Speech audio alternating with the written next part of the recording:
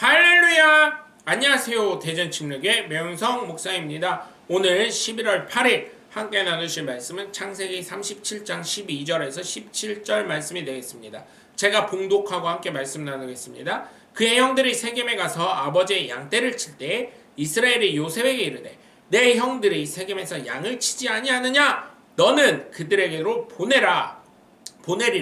요셉이 아버지에게 대답하되 내가 그리하겠나이다. 이스라엘이 그에게 이르되 가서 내 형들과 양떼가 다 잘 있는지를 보고 돌아와 내게 말하라 하고 그를 헤브론 골짜기에서 보내니 그가 세겜으로 가니라. 어떤 사람이 그를 만난즉 그가 들에서 방황하는지라. 그 사람이 그에게 물어 이르되 내가 무엇을 찾느냐? 그가 이르되 내가 내 형들을 찾으오니 청하건대 그들이 양치는 곳을 내게 가르쳐 주소서.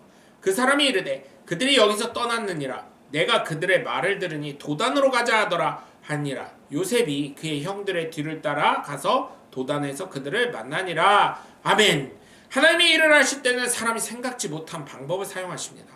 그래서 세상에서 이런 것을 보고 기적이라고 합니다. 그리고 황당하다라고 합니다. 분명한 것은 하나님이 일을 하고 계셨고 계시는 중이고 일을 하실 것이라는 것입니다. 우리의 삶에 어쩌면 하나님이 일을 하지 않고 계시다는 생각이 들 수 있습니다. 그러나 성경의 많은 인물을 보면 그 고난 속에서 하나님이 일을 하셨음을 깨닫고 하나님의 그 믿음의 발자취를 따라가는 것을 볼 수 있습니다.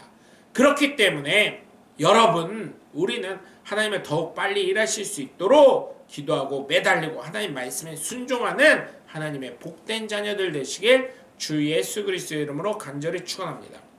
첫 번째로 하나님이 일하시는 방법은 야곱의 심부름을 통해 시작하셨습니다. 우리가 살면서 어떤가요? 어쩔 수 없이 진행할 때가 있어요. 그때는 언제인가요? 아무도 없을 때예요. 야곱도 요셉을 귀하게 여겼지만 요셉을 심부름 시킬 수밖에 없었습니다. 왜냐하면 자신의 자녀들을 모두 양치러 갔기 때문에요. 그러다 보니 어때요? 요셉을 심부름 시킵니다. 하나님은 여기에서부터 일을 시작하셨어요. 여기에서부터 계획하셨습니다. 외롭게 하십니다. 여기서 우리가 발견할 수 있는 것은 요셉을 외롭게 하셨다는 것입니다. 왜 그럴까요? 그 전까지 요셉을 살면 보면 언제나 아버지 품 안의 자식으로 아버지가 끼고 챙겼어요. 그렇기 때문에 어디를 가든 스스로 꿈 이야기를 당당하게 할 수 있었습니다. 솔직히 말하면 개념이 없었습니다. 왜냐하면 늘 아버지는 다른 형제보다 요셉을 챙겼기 때문이에요. 그러나 하나님의 일을 시작하는 모습을 보면 요셉이 혼자 되도록 하십니다. 그래서 야곱은 요셉을 심부름 보냅니다. 여러분, 혹시나 우리의 삶에서 외로워진다, 외로움을 느끼게 된다, 어떤 의미로 받아들이실까요? 하나님이 나랑 대화하자, 나랑 더욱 친해지자, 이제는 하나님이 일하실 때가 되었다는 그 뜻으로 받아들이시길 주 예수 그리스도 이름으로 간절히 축원합니다. 오늘 보면 12절에서 14절을 보시면 요셉의 형들이 세겜에 가서 양을 칠 때 요셉을 심부름 보냅니다. 요셉이 그렇게 하겠다고 갑니다. 이제부터 하나님은 일하십니다. 야곱과 요셉은 아무 생각 없이 심부름 보내고 갔습니다. 그러나 하나님은 요셉을 외롭게 하심으로 말미암아 하나님만 의지하고 하나님의 사람이 되도록 하신 줄 믿으시고, 여러분 외롭고 홀로 되었을 때 하나님 바라보시고 달려나가시고 하나님의 복을 쟁취할 수 있는 저와 여러분이 되시길 주 예수 그리스도의 이름으로 간절히 축원합니다. 두 번째, 하나님이 일하시는 방법은 내가 방황할 때 일하십니다. 왜? 기도하라고요. 하나님이 그 해답을 가지고 계십니다. 여러분 삶에서 얼마나 많은 방황을 하십니까? 저도 방황을 하고 있습니다. 방황을 했었고 할 것입니다. 그럴 때마다 우리는 어떻게 해야 합니까? 하나님께 기도해야 합니다. 하나님이 왜 힘들게 하시지? 해답도 없고 빛도 보이지 않을 때 우리는 어떻게 해야 합니까? 하나님 앞에서 기도해야 합니다. 하나님의 도우심을 바라야 합니다. 세상 사람들이 말하는 기적이 나에게 하나님의 능력으로, 하나님의 방법으로 해결되도록 기도하면 해결이 되고 해답을 주시는 줄 믿으시기 바랍니다. 오늘 보면 15절을 보면 방황을 요셉이 합니다.